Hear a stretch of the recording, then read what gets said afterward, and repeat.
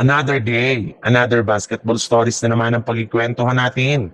At ngayon nga ang balitang trade ni na Jaren Jackson Jr. at Austin Reeves. At ang balitang trade ng Golden State Warriors sa Sacramento Kings. Sa kabila nga ng pagkapanalo ng Lakers kahapon laban sa Atlanta Hawks, ay ikinumpirma na nga na tuloy pa rin nga daw na gagawing trade ng kanilang team ngayong season.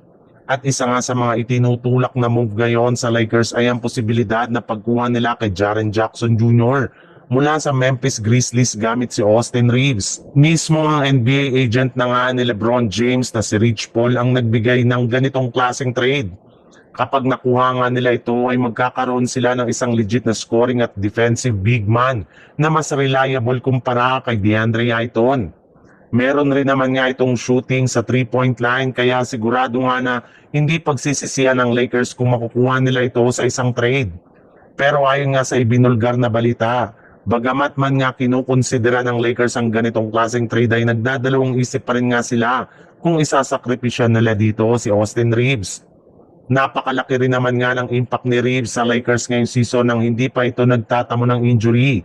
Isa pa, pabagsak na rin naman nga ang laro ngayon ni Jaren Jackson Jr. kaya hindi pa rin naman nga ito mapagkakatiwalaan ng team kung magkakaroon ulit ito ng magandang performance under na sa napakalaking pressure na dalawa ng prangkisa ng Lakers. Sa ibang balita naman, sa kabila nga ng pagkapanalo ng Warriors ng mga nagdaang araw, ay marami pa rin nga dito ang hindi satisfy since sa kanilang game gayong hindi pa rin nga gayong kalakas ang kanilang nakaharap plus grabe rin naman nga ang nagawa nilang pagkakamali sa mga unang minuto ng kanilang laban. Kaya tuloy pa rin nga daw ang plano ng Warriors na isagawa ang kanilang trade sa Sacramento Kings. Ayon nga sa lumabas na balita, balak na nga na i-offer ng Warriors si Jonathan Kuminga, Moses Moody, Bobby Hield sa Kings para lamang makuha sina Domantas Sabonis at Ken Ellis na siyang pinaniniwalaan ni Mike Dunleavy na magpapalakas ng kanilang lineup, especially ng kanilang depensa.